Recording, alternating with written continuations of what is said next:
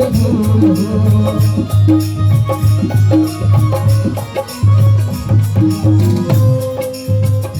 और कवना लो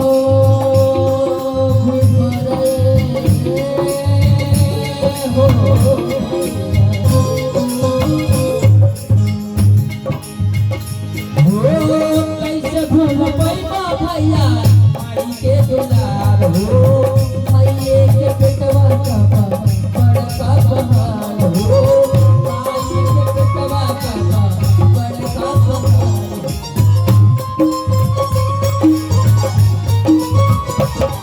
भाई लोग कहता इन्होंने लोग बड़े बढ़िया दे रहे कि बोलो मैये के पेटवा का बड़का बहार हो।